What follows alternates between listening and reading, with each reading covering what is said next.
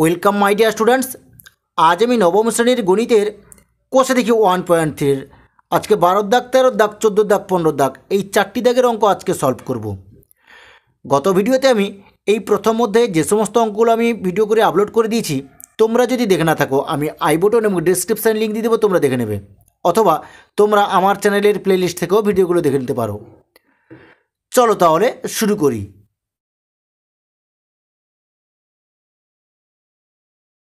কোষে দিকে 1.3 12 দাগে গিয়েছে স্বাভাবিক সংখ্যা, অখণ্ড সংখ্যা, পূর্ণ সংখ্যা, মূলদ সংখ্যা, অমূলদ সংখ্যা ও বাস্তব সংখ্যা নিয়ে 10টি সত্য বক্তব্য ও 10টি মিথ্যা বক্তব্য লিখি। তোমরা প্রথমে কী লিখবে? এখানে প্রথমে লিখে দেবে সত্য বক্তব্য। সত্য বক্তব্য। এবার সত্য বক্তব্য লিখিয়ে একটি লিখবে যে বাস্তব সংখ্যা অসীম। বাস্তব সংখ্যা অসীম। এবার দুইয়ের দাগে কী লিখবে? এক হলো ক্ষুদ্রতম স্বাভাবিক সংখ্যা। স্বাভাবিক সংখ্যা। তিনের দাগে কী লিখবে? 5-এর সাথে একটি মূলদ সংখ্যা।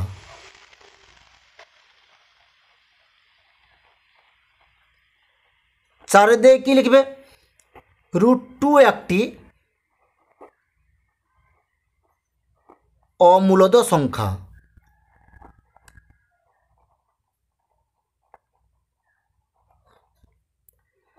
পাঁচের দিকে কী লিখবে? 0.1001000100001 ডট ডট দিয়ে দিবে, লিখবে একটি অমূলদ সংখ্যা।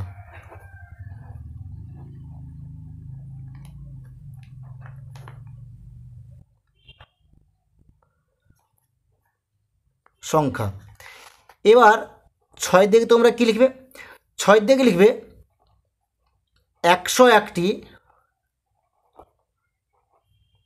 পূর্ণ সংখ্যা।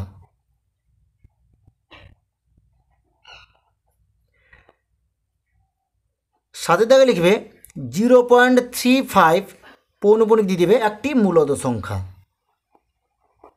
একটি মূলদ সংখ্যা। 8 দিকে কী লিখবে? সংখ্যা রেখায় অসীম সংখ্যক অমূলদ সংখ্যা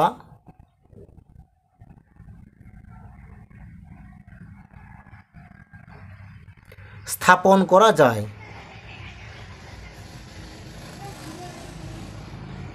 9 দিকে কী লিখবে?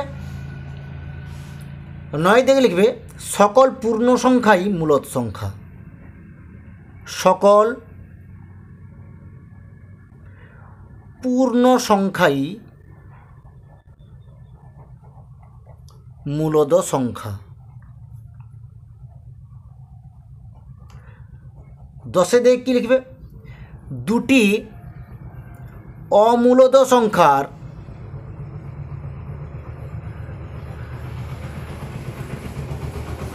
গুণফল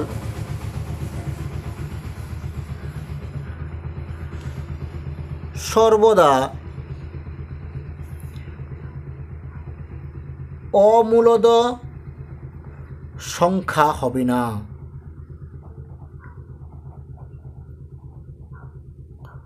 বোঝা গেছে? এবার মিথ্যা বক্তব্য তোমরা লিখবে। এরপরে লিখবে মিথ্যা বক্তব্য।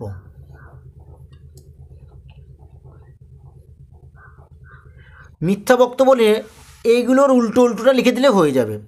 লিখবে বাস্তব সংখ্যা অসীম, তোমরা লিখবে বাস্তব সংখ্যা সসীম, উল্টোটা লিখে দেবে, হয়ে যাবে। এবার লিখবে 1 হলো ক্ষুদ্রতম স্বাভাবিক সংখ্যা, তোমরা লিখবে 1 হলো বৃহত্তম স্বাভাবিক সংখ্যা।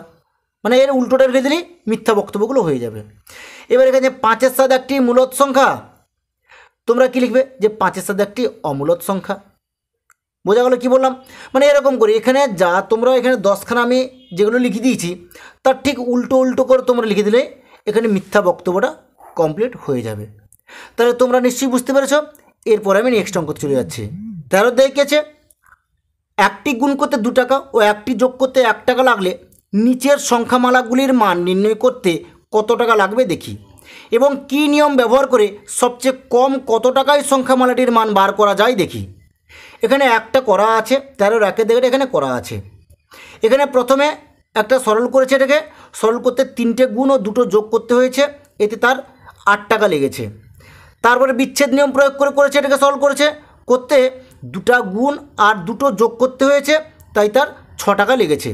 এবার 2 নম্বর অঙ্কটি আমাদের করতে হবে। এবার এই 2 নম্বর অঙ্কটি কোন পদ্ধতিতে করলে কম টাকায় মান বার করা যাবে সেটা আমি অঙ্কটা করছি। দেখো 13 দিকে আছে এখানে 2x³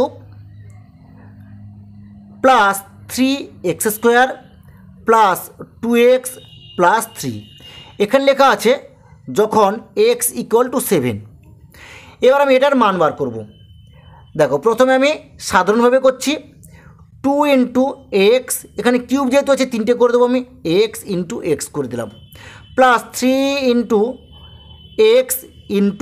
x করব, প্লাস 2 × x করব, প্লাস 3 করে দেবো। তাহলে এখানে দেখো কটা গুণ করতে হচ্ছে, 1টা 2টো 3টে 4টে 5টা 6টা, তাহলে 6টা গুণ। তাহলে এখানে কটা হচ্ছে 6টা গুণ, আর যোগ কটা করতে হচ্ছে 1টা 2টো 3টে, তাহলে 3টা যোগ। এবার কি বলা আছে এখানে, একটি গুণ করতে 2 টাকা, তাহলে একটা গুণ করতে 2 টাকা আর একটা যোগ করতে কত খরচ হচ্ছে 1 টাকা। তাহলে দেখো 6টা গুণ, তাহলে 6টা যদি গুণ হয় তাহলে কী হবে, 6 × 2 যুক্ত 3টা যোগ, তাহলে 3 × 1, তাহলে এখানে টাকা হয়ে যাবে। তাহলে মোট কত টাকা হচ্ছে, 6 দিয়ে 12 যুক্ত 3 টাকা সমান 15 টাকা খরচা হচ্ছে। এবার আমি বিচ্ছেদ নিয়মটা প্রয়োগ করব এখানে। তাহলে কী লিখব, বিচ্ছেদ নিয়ম। বিচ্ছেদ নিয়ম প্রয়োগ করে দেখি কত টাকা খরচ হয়। তাহলে অঙ্কটা আমি তুলে নেব, 2x³ plus 3x² plus 2x plus 3, এটাকে আমি বিচ্ছেদ নিয়ম প্রয়োগ করে অঙ্কটা করব। দেখো প্রথমে আমি কী করব, 2x³ করব, প্লাস 2x করে দেবো, প্লাস 3x² করব, প্লাস 3 করে দেবো। এরপরে আমি এই দুটো থেকে 2xটা কমন নিয়ে নেব, 2x কমন নিলাম, এখানে কী থাকলো, তাহলে x² থেকে গেল, প্লাস 1 থেকে গেল। একই রকমভাবে এই দুটো থেকে আমি 3 কমন নিয়ে নেব, এখানে থাকবে তাহলে x² প্লাস 1 থেকে গেল, ইকুয়াল টু, এবার দেখো এখানে x² প্লাস 1 x² প্লাস 1 এই দুটো থেকে আমি একটা কমন নিয়ে নেব, কী লিখবো, যে x² প্লাস 1 কমন নিয়ে নিলাম। এখানে কী থেকে গেল, 2x থেকে গেল, আর এখানে কী থাকলো, প্লাস 3 থেকে গেল। এটাকে আমি সরল করে নিচ্ছি।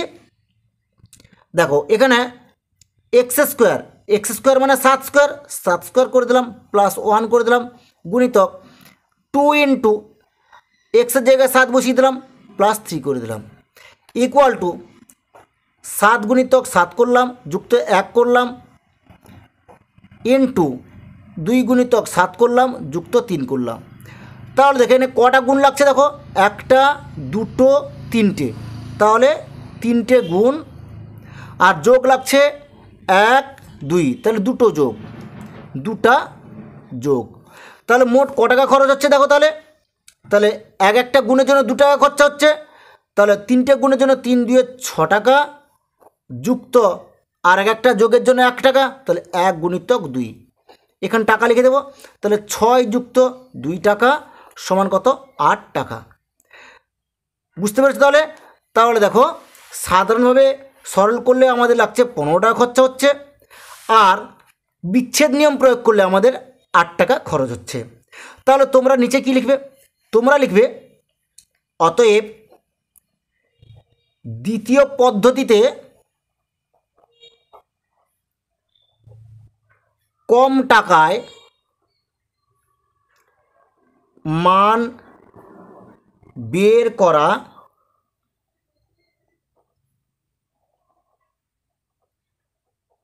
যাবে এবং মোট 8 টাকা লাগবে, টাকা।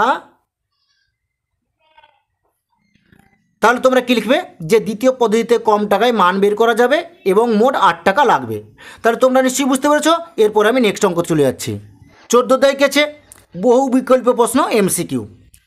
14 1 দেখেছে √5 দশমিক বিস্তার। এখানে 4টি অপশান দেওয়া আছে।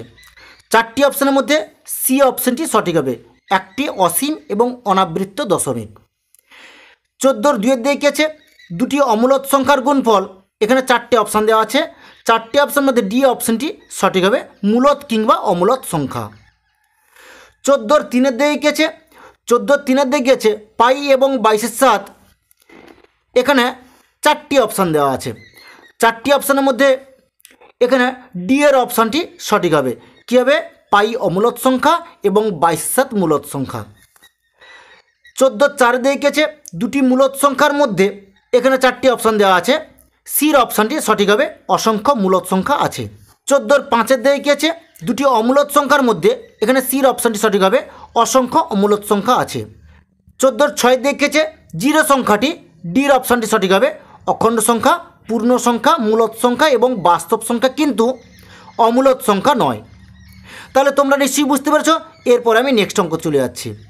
15 দেখেছে সংক্ষিপ্ত উত্তর ভিত্তিক প্রশ্ন। 15 1 দেখেছে একটি উদাহরণ লিখি যেখানে দুটি অমূলত সংখ্যার যোগফল একটি মূলত সংখ্যা। দেখো অঙ্কটা খুবই সহজ। এখানে কি বলা আছে যে দুটি অমূলত সংখ্যার যোগফল যেন একটি মূলত সংখ্যা হয়, সেটা আমাকে বার করে দেখাতে বলেছে। দেখো আমি √3 লিখলাম। তাহলে √3 কি? √3 একটি অমূলত সংখ্যা এবং -√3, তাহলে -√3 একটি অমূলত সংখ্যা। এবার আমি এই দুটো সংখ্যাকে যোগ করব। √3 যুক্ত -√3 করে দিলাম। এটাকে যোগ করলে তাহলে কী হবে? √3 মাইনাসে প্লাস মাইনাসে মাইনাস হয়ে গেল, √3 হয়ে গেল। এবার √3 কেটে গেল 0। তাহলে 0 একটি মূলত সংখ্যা। তাহলে তোমরা নিশ্চয়ই বুঝতে পেরেছ। 15 1 দিকে এটা। 15 2 দিকে দেখো। 15 2 দিকে কী আছে? 15 2 দিকে আছে একটি উদাহরণ লিখি যেখানে দুটি অমূলত সংখ্যার বিয়োগফল একটি মূলত সংখ্যা। √2 একটি অমূলত সংখ্যা।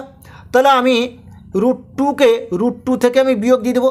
তাহলে বিয়োগ দিলে তাহলে কী হবে? 0 হয়ে যাবে। তাহলে 0 একটি মূলত সংখ্যা। তাহলে তোমরা নিশ্চয়ই বুঝতে পেরেছ। এবার 15 3 দিকে দেখো। 15 3 দিকে কী আছে? 15 3 দিকে আছে 1 7 এবং 2 7 মধ্যে একটি মূলদ সংখ্যা লিখি। একবার সহজ। তাহলে কি লিখবে? 1 7 ও 2 7 এর মধ্যে একটি মূলদ সংখ্যা লিখতে বলেছে। তাহলে আমি এই দুটো সংখ্যাকে যোগ করে যদি 2 দিয়ে ভাগ করে দিই তাহলে একটা মূলদ সংখ্যা বেরিয়ে পড়বে। তাহলে কি লিখবে তোমরা? 1/7 যুক্ত 2/7/2 করে দাও, ইকুয়াল টু। তাহলে কী হবে? দেখো এখানে 7 আর 7 লসাগু 7 হয়ে গেল। এখানে 1 যুক্ত 2 হয়ে গেল, নিচে 2 করে দাও, ইকুয়াল টু। তাহলে কত হচ্ছে এখানে? 2 আর 1 3, মানে 3 আর 7 হয়ে গেল, 3/7 হয়ে গেল, আর নিচে 2 হয়ে গেল, ইকুয়াল টু 3/7। এখানে 2 দিয়ে ভাগ করবো, তাহলে গুণিতক চিহ্ন দিয়ে তাহলে কী হবে? 1/2 হয়ে যাবে। এবার এটাকে সরল করে দাও, সমান তাহলে কত হচ্ছে? 3/14। তাহলে 1 7 ও 2 7 মধ্যে একটি মূলদ সংখ্যা হলো কি? 7/14। তাহলে তোমরা নিশ্চয়ই বুঝতে পেরেছো। এরপরে আমি নেক্সট অঙ্ক চলে যাচ্ছি। এবার 15 4 দিকে। 15 4 দিকে কী আছে? 1 7 ও 2 7 মধ্যে একটি অমূলদ সংখ্যা লিখতে বলেছে। তাহলে আমি প্রথমে 1 7 এখানে লিখে দেবো। এরপরে কী করবো? আমি দেখো আমি এই 1কে 7 দিয়ে ভাগ করব। 1কে 7 দিয়ে ভাগ করব। যেহেতু প্রথমে যাবে না ভাগ, তাই আমি ভাগফলে একটা 0 দিয়ে দশমিক বসিয়ে দেবো। এখানে একটা 0 বসিয়ে দেবো। 7 একে 7 করে দিলাম। এবার ভাগশেষ কত থেকে যাবে? 3। যেহেতু এখানে দশমিক আছে আমি এখানে একটা 0 দিয়ে দিলাম। তাহলে কত হবে? 7 4 28 হয়ে গেল, ভাগশেষ 2 হয়ে গেল। যেহেতু এখানে দশমিক আছে এখানে একটা 0 বসিয়ে দিলাম। 7 2 14 করে দিলাম। এবার 20 থেকে 14 বাদ গেলে 6 হয়ে যায়। দশমিক যেহেতু আছে এখানে একটা আমি 0 নিয়ে নিলাম। তাহলে কত হবে? 7 8 56 হয়ে গেল। 4 বিয়োগফল হয়ে গেল। যেহেতু এখানে দশমিক আছে এখানে একটা 0 নামিয়ে দিলাম। 7 5 35 হয়ে গেল। 5 বিয়োগফল নামিয়ে দিলাম। যেহেতু এখানে দশমিক আছে এখানে একটা আমি 0 নিয়ে নিলাম। 7 7 49 হয়ে গেল। বিয়োগফল 1 হয়ে গেল। যেহেতু দশমিক আছে এখানে একটা আমি শূন্য নিয়ে নিলাম। দেখো প্রথমে 10 ছিল, আবার এখানে 10 চলে এলো, তাহলে একই রকম সংখ্যা আমার আবার বারবার আসবে, তাই আমি 1-এর উপর পৌনপুনিক একটা, 7-এর উপর একটা পৌনপুনিক বসিয়ে দিলাম। তাহলে 1-এর 7 ইকুয়াল আমি এখানে কী লিখবো, 0.142857 বসিয়ে দিলাম। 1-এর উপর একটা পৌনপুনিক আর 7-এর উপর একটা পৌনপুনিক বসিয়ে দিলাম। এরপরে আছে 2-এর 7, 2-এর 7 লিখলাম আমি। একই রকমভাবে আমি 2কে 7 দিয়ে ভাগ করব। ভাগ যাবে না, তাহলে ভাগফলে একটা শূন্য বসিয়ে দেবো, দশমিক বসাবো, এখানে একটা শূন্য বসিয়ে দেবো। বোঝা গেছে? এবার কী হবে, 7-2 14 হয়ে গেল। 6 নামিয়ে দিলাম, দশমিক যেহেতু হচ্ছে একটা শূন্য দিয়ে দিলাম, তাহলে কত হবে, 7-8 56 হয়ে গেল। 4 বিয়োগফল হয়ে গেল, দশমিক আছে এখানে একটা শূন্য নিয়ে নিলাম, 7-5 35 হয়ে গেল। এবার 5 নামিয়ে দিলাম, দশমিক যেহেতু হচ্ছে এখানে একটা শূন্য নিলাম, 7-7 49 হয়ে গেল। 1 নামিয়ে দিলাম, এখানে যেহেতু দশমিক আছে এখানে একটা শূন্য নিয়ে দিলাম, তাহলে 7-1 7 হয়ে গেল। 3 নামিয়ে দিলাম, বিয়োগফল যেহেতু দশমিক আছে এখানে একটা শূন্য দিয়ে দেবো, তাহলে 7-4 28 হয়ে গেল। এবার 2 বিয়োগফল হয়ে গেল, যেহেতু দশমিক আছে এখানে একটা আমি শূন্য নিয়ে নিলাম। দেখো প্রথমে ছিল 20, আবার আমাদের হয়ে গেল 20। একই রকমভাবে সংখ্যাগুলো আবার পরপর একই রকম চলে আসবে, তাই আমি 2-এর উপর একটা পৌনপুনিক আর 4-এর উপর একটা পৌনপুনিক বসিয়ে দিলাম। তাহলে এখানে কী লিখবো, 0.285714 লিখে দিলাম। এবার 2-এর উপর একটা পৌনপুনিক বসিয়ে দেবো আর 4-এর উপর একটা পৌনপুনিক বসিয়ে দেবো। এবার এই 1-এর 7 আর 2-এর 7 মধ্যবর্তী একটি অমূলদ সংখ্যা আমাকে লিখতে হবে। এখানে দেখো দশমিকের পর 14 আছে আর এখানে 28 আছে, তাহলে 1 4 আর 2 8, তাহলে এর মাঝখানের সংখ্যা অনেক আছে, তাহলে আমি যে কোনো একটা লিখব। আমি 14-এর উপরে 15 লিখতে পারি, 16 লিখতে পারি, 17 লিখতে পারি, 18 লিখতে পারি, 20 লিখতে পারি, 22 লিখতে পারি, 24 লিখতে পারি, এরকম লিখতে পারি আমি। তাহলে আমি যে কোনো একটা লিখব। তাহলে কি লিখব, এখানে লিখব 1-এর 7 ও 2-এর 7 এর মধ্যবর্তী অমূলদ সংখ্যা হলো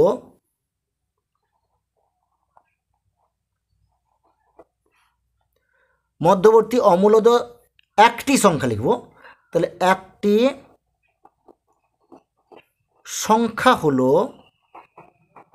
তাহলে কী লিখব, এখানে 14 হচ্ছে আমি 15 করে দেবো। কেউ 16 করলেও হবে, 17 করলেও হবে, 18 করলেও হবে, এরকম করলে হবে। তাহলে আমি কী লিখব, আমি 15 করে দেবো। তাহলে 0.15155515551555 এরকম দিয়ে ডট ডট করে দেবো। তাহলে তোমরা নিশ্চয়ই অঙ্কটা বুঝতে পেরেছ। এরপর আমি নেক্সট অঙ্ক চলে যাচ্ছি। 15-এর 5-এর দিকে অঙ্কটা কী আছে, 0.0123 পৌনপুনিক আবৃত দশমিক সংখ্যাকে সামান্য ভগ্নাংশে লিখি।